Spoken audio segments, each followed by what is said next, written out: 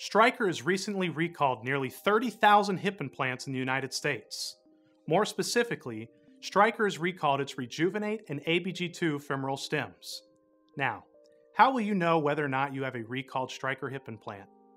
These Stryker hips were recalled in July 2012. However, most surgeons did not notify their patients about the recall until 2013, oftentimes nearly a year after the recall.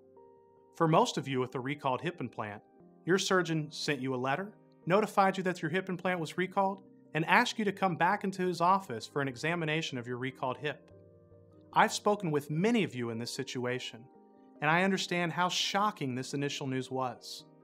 A hip replacement surgery can be a terribly difficult surgery and oftentimes takes 3 months or more of your life just to get back on your feet.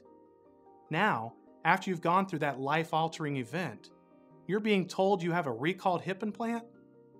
When you go into your surgeon's office after the recall notification, he will likely examine your hip, possibly do an x-ray, but most importantly, ask you to have a cobalt and chromium blood test. At that time, many of you are probably wondering, what the heck is a cobalt and chromium blood test? And why do I really need to do this? Well, let me explain why a cobalt and chromium blood test is possibly the single most important test you need to complete in order for your surgeon to determine whether you have defective hip and whether you will need a revision surgery. I'm holding a model of the recalled Stryker Rejuvenate hip implant. It's similar to the recalled ABG2 hip implant. The Rejuvenate femoral stem is implanted inside of your femoral bone. The modular neck fits inside of the femoral stem. A metal ball, acetabular liner, and metal cup will fit inside of the modular neck and are implanted inside of your acetabulum. The Rejuvenate stem is made of titanium alloy, and the modular neck is made of cobalt and chromium. The defect with these hip implants is that most of the mechanical forces when you walk and move is being exerted where the modular neck meets the femoral stem. Combine that problem with the mismatch of materials, titanium meets cobalt and chromium, and this is causing excessive wear of the modular neck, and in turn, causing cobalt and chromium ions to come off your modular neck and enter the surrounding bone, tissue, joint fluid, and bloodstream. Let me show you a medical examination of this damage caused by toxic levels of cobalt and chromium. Many of you with a recalled hip implant will have blackened, necrotic tissue adjacent to the prosthesis. At first, this might not even be painful.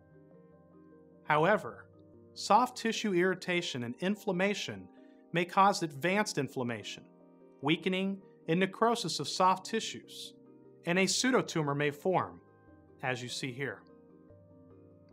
Next, it is common that the synovial fluid around your hip implant will build up and put pressure on the surrounding tissues and your hip implant. Due to the increase of joint fluid, dislocations may occur. Monitoring your cobalt and chromium blood levels will give your surgeon an indication as to how much cobalt and chromium has entered the tissue, joint fluid, bone, and muscle surrounding your hip implant. If your surgeon has notified you of the Stryker hip recall, you need to contact an experienced medical device attorney immediately to discuss and preserve your legal rights. At Levin Papantonio, we are the national leaders of medical device litigation. We speak at all the conferences. We meet with all the experts. We take the key depositions, and we personally try these cases. Please call me immediately to discuss your case.